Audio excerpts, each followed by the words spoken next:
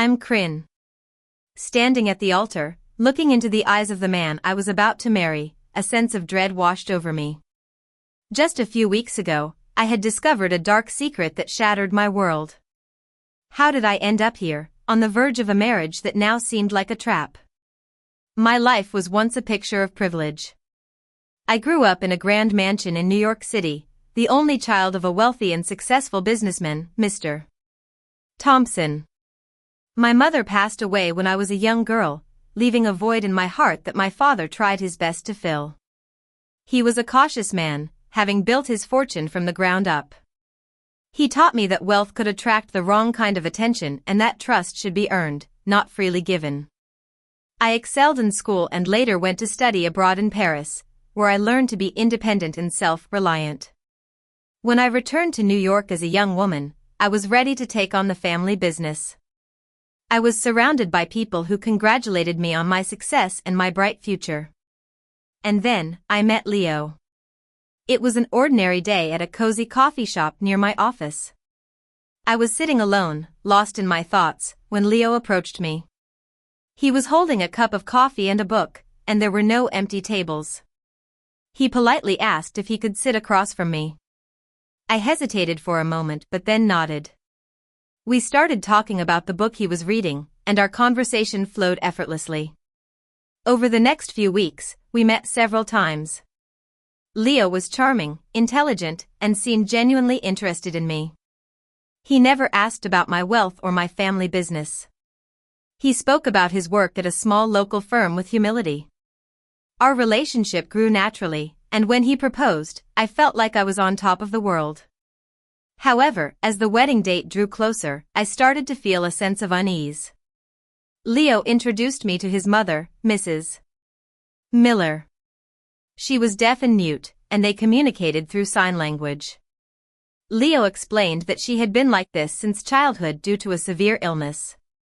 He asked if she could live with us after the wedding, as she was entirely dependent on him. I agreed, thinking it was the right thing to do.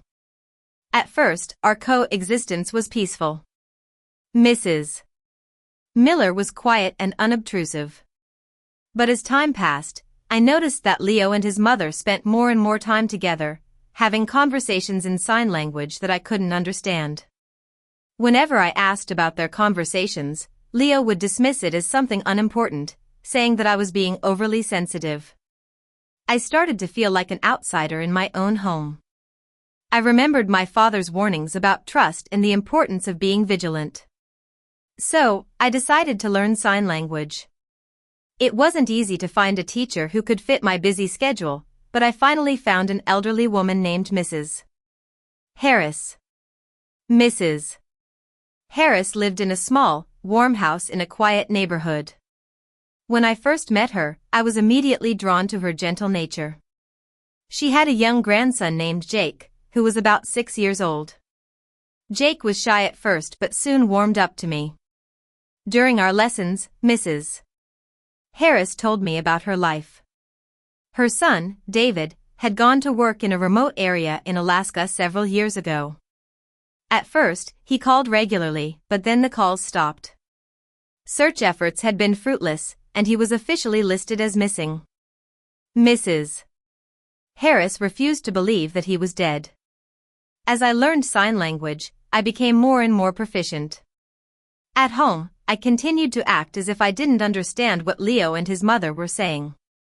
One evening, I entered the living room quietly and overheard their conversation. To my horror, I realized that they were not mother and son at all. They were partners in a scheme to get their hands on my family's fortune. They were talking about how they had pretended to be a disabled mother and a caring son to gain my trust. They planned to get married and then take control of my assets. I was in shock, but I knew I couldn't confront them. I had to be careful. The next day, I went to the police station and reported everything. The police had been tracking a group of con artists who used similar methods. They assured me that they would handle it. 2 days later, Leo and Mrs. Miller were arrested.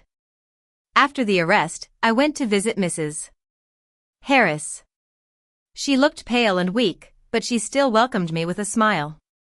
I told her everything that had happened. She listened with a heavy heart and signed that I had done the right thing.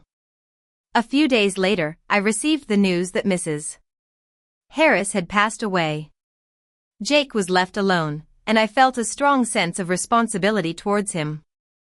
I took him in, and we became a family. But my troubles didn't end there. At work, I noticed that the company was facing some strange problems. Contracts were being delayed, and funds were being redirected. I discovered that my longtime deputy, Mr. Brown, was behind it all. He had orchestrated an accident to try to get rid of me so that he could take over the company. I was in a wheelchair after the accident, and I felt like my life was falling apart. I was filled with self-doubt and depression. I thought about giving up, but then David, Mrs. Harris's son, showed up. He had been in an accident in Alaska and had lost his memory. It took him years to regain his memory and find his way back. He didn't ask for anything, just to see his son. Jake slowly recognized him, and David and I started to talk. He told me about his struggle to survive in the remote area. He said that giving up was not an option, and I realized that I had been doing just that. I decided to fight back. I gathered information about the surgery and rehabilitation, and with the support of David and Jake, I decided to have the surgery. The surgery was difficult, and the recovery was a long and painful process. But I didn't give up. I worked hard in physical therapy, and slowly but surely, I started to regain my strength. At work, I reclaimed my position. I replaced those who had betrayed me and tightened the company's security. The company started to stabilize. At home, my relationship with David grew stronger. We didn't rush into anything. We supported each other and built a life together. Jake thrived in our new family. And now, standing here at the altar, looking at David, I know that life has been full of challenges. But I've learned that wealth doesn't protect you from betrayal, and silence can hide cruelty. However, with courage and perseverance, I can overcome anything. Family is not just about blood, it's about the people who stand by you through thick and thin.